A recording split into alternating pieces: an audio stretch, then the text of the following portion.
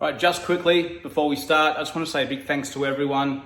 It's been a great journey so far. Thanks for subscribing and also liking these videos. They do help the algorithm out. I've had a lot of people ask me about having a thanks button with basically donations that come to the channel. I'm a bit funny about it, but I've had a few people ask, so I'll put the thank you button up. If you click on it, you can do a small donation. I do appreciate anything you give me.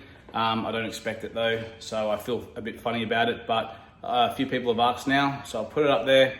I'll show you where to find it on here, and it all helps. So thank you for sticking with me. See you soon. Welcome back. Today we're going to be talking about overrunning and underrunning shots, and this should be basically calculated in just about every shot you play.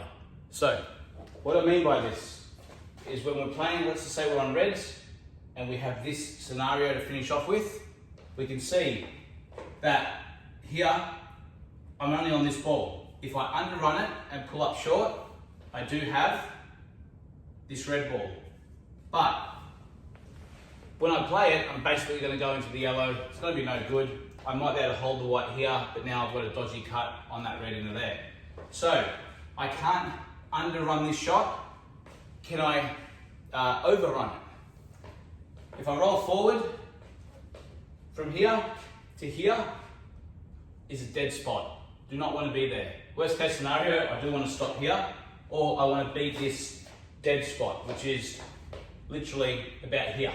So if I land here, just past the dead spot, it's okay. I can play the plant, red onto the red, or can I overrun it and basically touch the cushion or bounce out?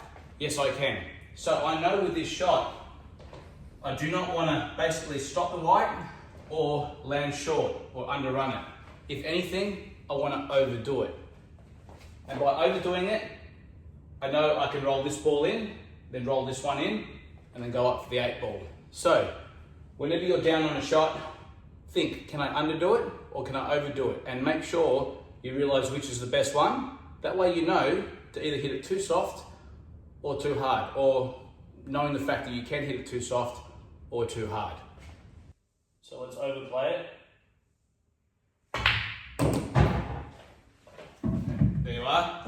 I've made sure I hit the cushion, like that. Right, another scenario. We're on yellows. I can mop these ones up if I want. This one is actually the dodgy one here. So I'm actually can get onto it now by rolling this in, leaving the white here, or I've got a spot here, or if I come too far, I can still cut it in. So what do we do here? We find out whether we can underdo it or overdo it. So I know by underdoing the shot, by stopping the white here, I've got a guaranteed shot on this yellow and I can come around for any of these balls. If I overdo it, basically there's a dead spot here, there's a good spot here, which leaves me fat on the yellow. And if I come past, I'm back on the yellow again, but the white is actually now running away from the yellow quite fast. So, do I want to underdo it or overdo it here? I want to underdo it. So now that I know that, I can play the shot confidently and go from there.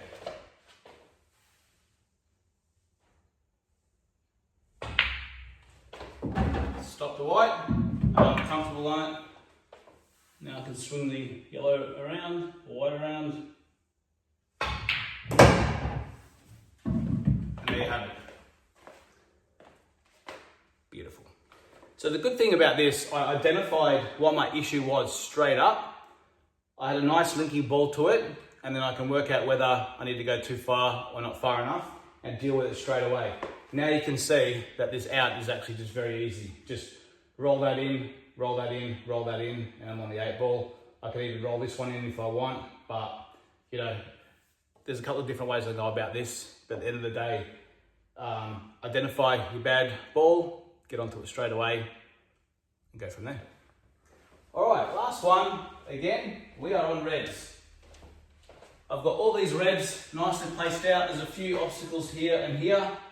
How do we actually mop up from here? And what's sort of the safest route in a way? Because we do have a few balls to land on. Now, I want to play this one first. If I land here, this red goes nicely in that pocket. But what happens if I land up too high, too short, or if I land too far. I'm now actually in a lot of trouble. So I've identified that landing really short is actually a problem. I've also identified landing a little bit too far is actually another problem. So what do I do from here? Rather than trying to now get it perfectly right, can I actually come down too far? So rather than a little bit under or a little bit over, can I actually go too far in the forward direction? Well, if I pop this and come down the table, remember, here is no good, here is perfect, here is no good. And here is good, good, good, good, good, good, good. So I have this big range to play with of everything being good.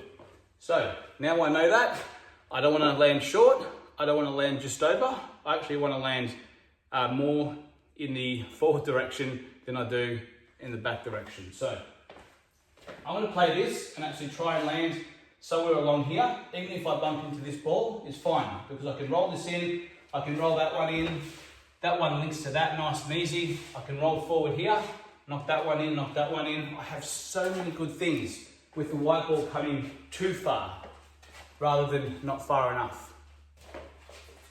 All right, so let's come too far.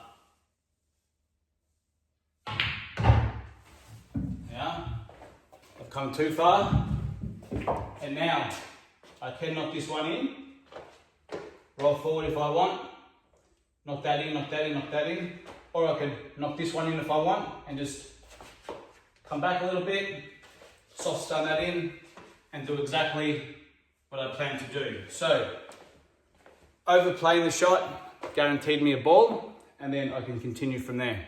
I hope you like these couple of tips. Let me know how you go with it. Try and add it into your game as well, whether I can underdo it or overdo it. Just make it a constant thing, no matter how easy the shots are. And I promise you, things will get better. As always, thanks for supporting me. I'll see you on the next one. Cheers.